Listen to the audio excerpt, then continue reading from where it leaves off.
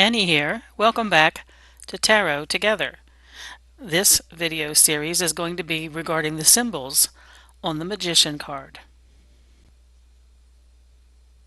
So instead of seeing my face, let's take a look at the face of the card.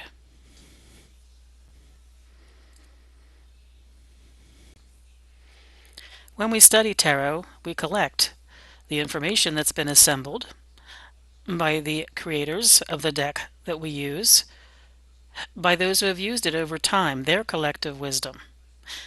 But perhaps the first and most important thing we do is look at the card with no preconception to gain our first impression of it. Before we look at the general attributes for the magician, as I have interpreted them, we'll explore the symbols on the magician's card as they were intended as their creation. But first, take a look at the card before you. What energy do you feel from it? What environment does it represent? What colors are predominant? What's the body language expressed by the magician, including his facial expression?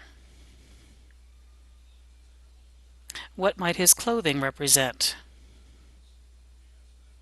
What about the table? And what's on the table? What about the number 1 on the card? And what else do you see in the way of detail when you look at this card?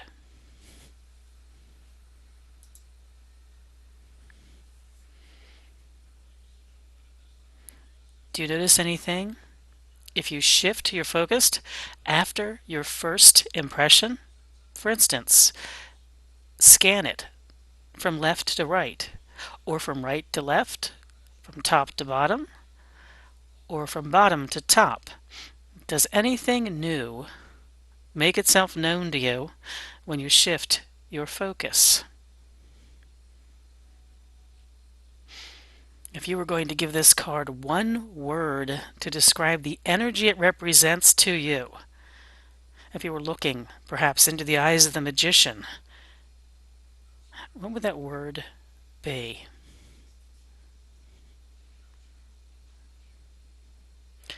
No matter what we might learn in the way of the traditional intent of the symbolism of the cards, as readers, we first and foremost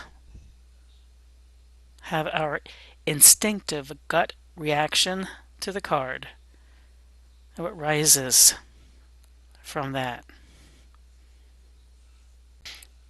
Let's take a look now at some of the symbolism of the magician's card. Predominant in the card is the sky. The shining bright background, the backdrop for the magician. Let's compare it to the sky in the Fool's card. It would appear to be the same sky. Yellow is the color of the sky. There are many interpretations, many even traditional interpretations of the color yellow. In the Fool's card, I mentioned that it was associated with the highest level of consciousness, the most direct connection to the higher spheres, perhaps even to the Godhead. It can both represent our connection to that most high of intelligence, or it can represent that intelligence itself, the God consciousness. We weren't so sure on the Fool's card if it was his acknowledgement of that higher direction, but we were quite sure that it had to do with the fact that the direction of that wisdom of the wisest of all, somehow informed, perhaps guided and protected or inspired the actions of the fool. Yellow is the most visible color of the spectrum. It reflects light so powerfully it can act as a secondary light source. It might not even seem secondary to us. It is so bright in the power of its reflection. It represents the light which inspires. It might be guiding or looking over the magician as we saw it on the Fool's card. It may also be his openness to be inspired by it and to act in accord with it. Truly to let that light infuse him and know that he is doing it, that he is opening up to it.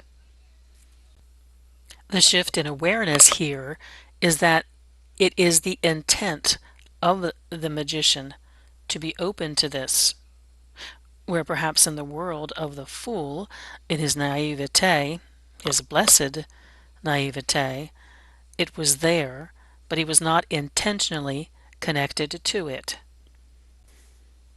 Yellow is traditionally the color of the mind, our intelligence applied to practical matters, to making things happen, to figuring it out and making it happen. It can be the search for meaning behind things,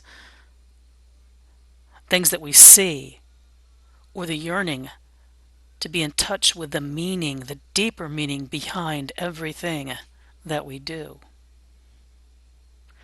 Yellow is also a color aligned to what is often called the common consciousness.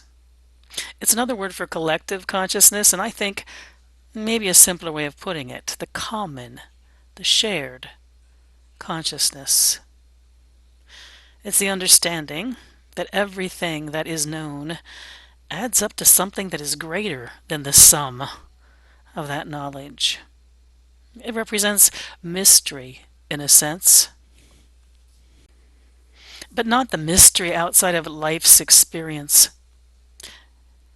More the mystery of existence as experience within life's experience. There's a vitality, a presence in the moment of yellow as the common consciousness.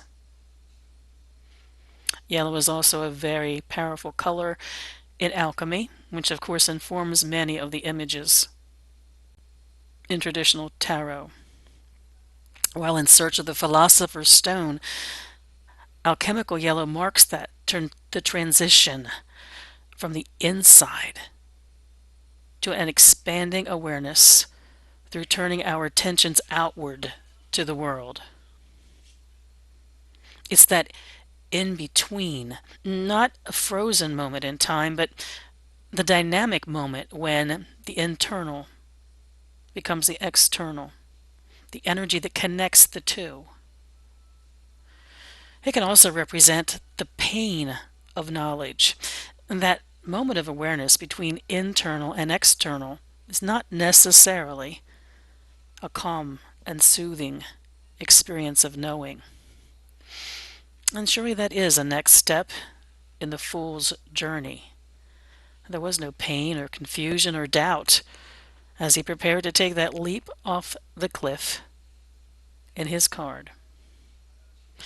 But in this moment, to choose to be present and aware and intimately entwined with everything that surrounds him, the magician is experiencing awareness in this new way. We'll explore this transition in the yellow between inward and outward, or perhaps learning that they are one and the same, or aligning them, coming to a complete understanding of each, aligned to the power of the use of white and red on the card. I hope you'll join me in a continuation of this series on the magician's symbols in its next video in the series.